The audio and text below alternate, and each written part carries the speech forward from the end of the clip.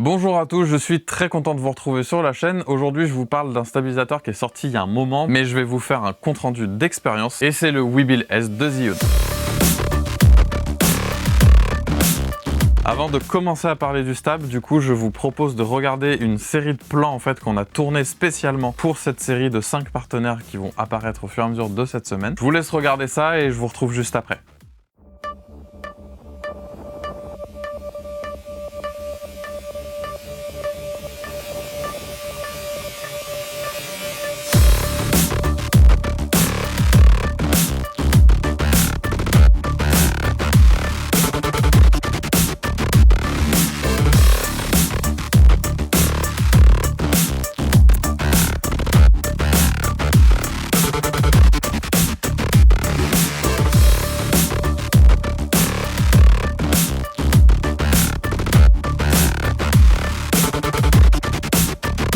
Voilà, j'espère que ces images vous ont plu, elles sont là pour démontrer un petit peu la possibilité qu'il y a en combinaison de ces 5 partenaires. Et aujourd'hui on parle du premier, donc de Zhiyun. Alors je sais, certains vont me dire que le stabilisateur est sorti il y a un moment, et en fait c'est en janvier que j'ai commencé à discuter avec Zhiyun, sauf que confinement oblige, et en fait ça a été un vrai bordel pour acquérir le stabilisateur, je vous passe les détails. Et du coup c'est en septembre que j'ai pu l'acquérir. Et la première expérience que j'ai eue avec, c'est le tournage d'un clip, donc je vous mets le lien juste ici et aussi en description. C'est un clip avec les Red Beans and Pepper Sauce, c'est un groupe avec qui j'ai déjà travaillé, et l'attente du groupe c'était d'avoir un clip circulaire en gros en termes d'image. Et comme on n'avait pas la possibilité de pouvoir louer un rail circulaire parce qu'il n'y en avait pas, c'est Geoffrey de Ciné Comédie, que je remercie beaucoup, qui nous a donné l'astuce de pouvoir louer en fait un fauteuil roulant. Et c'est avec une craie, une ficelle, un clou au milieu qu'on a réussi du coup à tracer un cercle et le suivre pour celui qui pousse.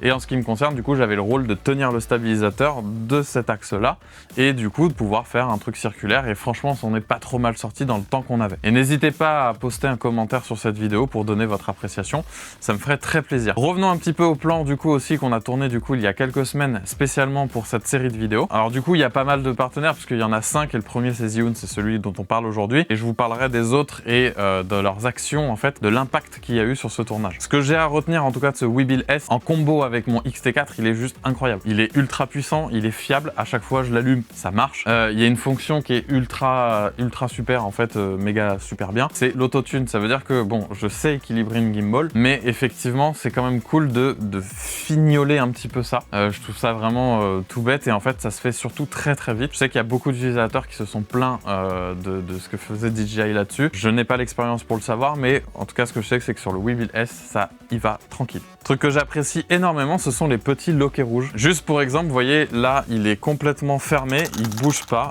et j'adore vraiment ce petit système de loquets rouges. Je trouve ça super, l'attache ici qu'il y a en plus. Là aussi il y a la possibilité de rajouter une poignée, c'est ce que j'aime, et je vous montrerai ça un petit peu plus tard dans la semaine. Et il est super facile à équilibrer, et ça aussi je vous ferai une vidéo là-dessus. Pour l'instant je reste sur ces loquets, c'est que ça facilite le rangement, ça veut dire que vous êtes sûr qu'il va pas bouger, qu'il va pas se tordre et tout ça, vraiment il est plat. Et ça facilite aussi l'équilibrage, puisque au fur et à mesure que j'équilibre la gimbal, en fait je libère un axe au fur et à mesure, et du coup ce qui fait qu'à la fin j'ai mon truc qui est vraiment cool, et surtout il tient, ça part pas dans tous les sens quand je mets ma caméra, c'est très pratique. Et en plus il est archi léger aussi, le XT4 est aussi léger, donc là la gimbal je crois qu'elle fait à peu près moins d'1 kg, je crois que c'est 900 grammes, un truc comme ça, et du coup c'est vraiment, tout est léger. Il y a plus de 10 heures d'autonomie, il y a 2 batteries, il y a le chargeur dans le truc.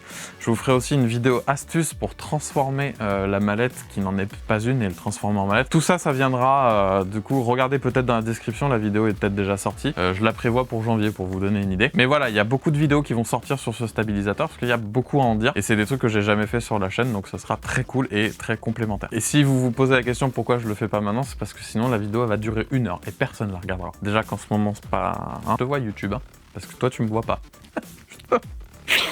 Oh merde. Autre truc qui est ultra complet aussi, mais j'en parlerai dans une autre vidéo aussi, je vous le dis, je suis désolé, c'est l'application parce qu'elle est très complète et du coup elle mérite vraiment une vidéo à part entière. Pour faire un bref tour, parce que la plupart d'entre vous connaissez ces modes, mais je vais vous les décrire un minimum, il y a plusieurs modes de stabilisation. Le premier mode que vous avez, ça va être le pan follow, c'est-à-dire que vous allez garder le stab comme ça, mais si vous tournez, en fait là, la platine ici, ce moteur, cet axe va tourner, et ces deux-là restent bloqués. Vous avez l'horizon qui sera toujours droit, et le haut bas qui ne bougera pas. Ensuite, un mode que j'ai utilisé sur cette vidéo, c'est le mode lock. En gros, ça veut dire que peu importe ce que vous faites, la caméra va rester absolument droite, elle ne bougera pas. Et je trouve ça vraiment stylé parce que ça m'a énormément sauvé. Sur la vidéo que je vous ai montré, en fait, la caméra visait et j'étais comme ça en fait là. Et du coup, je courais en avant et je filmais Atom de cette manière pour regarder en fait où est-ce que je courais. Et franchement, ce mode m'a sauvé. Si je l'avais pas, on a essayé en pan follow, le mode que je vous ai décrit juste avant. Je savais pas ce que je filmais, je pouvais pas le savoir. Donc c'est cadré dès le départ, j'ai tiré tout droit et franchement, ça marche super bien. Ensuite, vous avez le mode POV. Calme-toi Gérard, je t'ai vu, c'est rien à voir avec du sexe. C'est-à-dire que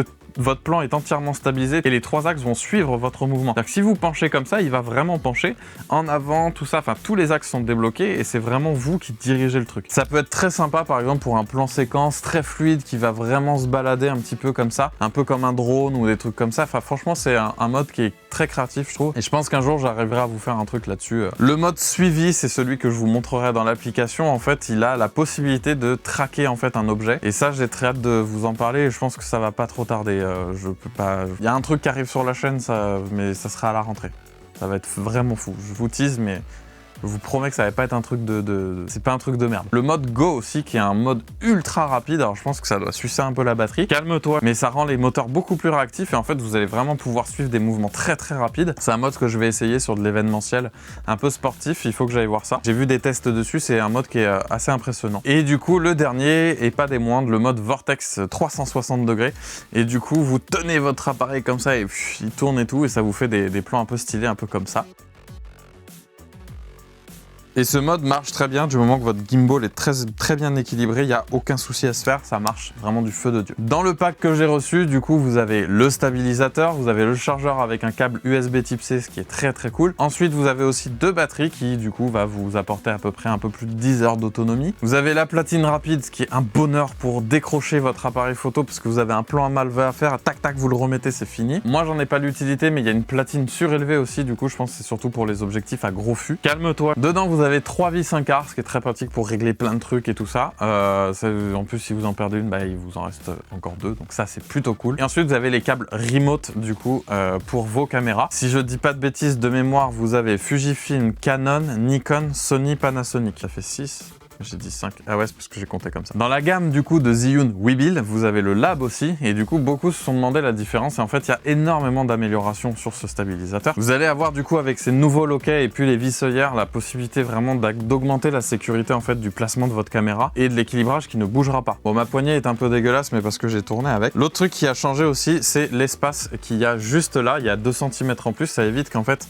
lorsque le stab va tourner pour quelconque raison que vous lui ayez demandé, ça ne touchera pas votre main, donc c'est assez pratique et je peux vous le confirmer parce que j'ai déjà tourné avec des gants avec, et même avec des gants du coup que c'est un peu plus épais, ça ne touche pas. Il y a aussi une partie des utilisateurs qui se sont plaints que les moteurs chauffaient. Actuellement en tout cas, j'ai eu aucun problème de chauffe, ils sont extrêmement silencieux à tel point qu'on les entend même pas dans la cam interne quand j'écoute en fait les vidéos, et vous avez un couple moteur supplémentaire de 300%. C'est clairement pas négligeable et c'est pour ça que je vous en parle, hein. Et du coup en pack standard, vous passez de 700 à 400 €, ce qui est pas non plus négligeable. Ça vous laisse une petite marge si vous aviez ce budget de vous acheter un objectif manuel par exemple. Je reviendrai pas sur cette guéguerre parce que je la maîtrise pas, mais de ce que je lis quand même sur les comparatifs et les avis en dessous des utilisateurs, il y a quand même une forte probabilité que ce Webuild S ait mangé le Ronin SC. En tout cas perso sur mes réseaux, je vois plus souvent le Webuild S que le DJI Ronin SC. Alors sauf en ce moment où il y a le 2 qui est sorti évidemment. En tout cas depuis que je l'ai, vraiment il est fiable, il est compatible avec mon XT4, du coup pour moi c'est parfait, c'est un super combo. Et pendant des années j'ai eu le Crane 2 avec le moteur AI Servo et c'était vraiment un truc de fou. Quand je l'ai eu la première fois, j'ai fait mais what the fuck. Alors maintenant c'est dans les grandes habitudes de nous fournir ce genre du coup de boîte. Elle est très cool et tout ça, mais je regrette du coup l'absence du côté mallette. Bon, je pense que c'est pour des soucis économiques, mais je vous ferai une vidéo parce que j'ai déjà trouvé la solution pour la transformer en mallette d'une manière très simple et pour à mon avis moins de 5 €. Et du coup pour 5 balles vous aurez une mallette de transport et ça c'est pas dommage. Actuellement j'ai pas le moteur de focus, mais je vais l'acquérir parce que vous allez comprendre plus tard à la rentrée. En fait je suis obligé de l'avoir. J'utilisais jusqu'à maintenant mon PD Movie Live R2. Je vous en ai déjà un petit peu parlé sur la chaîne. C'est cette petite molette en fait de mise au point couplée à ce moteur là. Hop là, voilà, c'est cette petite molette couplée à ce moteur et c'est un truc qui marche vraiment fort. Je remercie du coup Karimiatric, je vous mets sa chaîne dans la description, qui m'avait proposé ce système en me disant qu'il était fiable, et en vrai je l'ai depuis 1 an et ça démonte.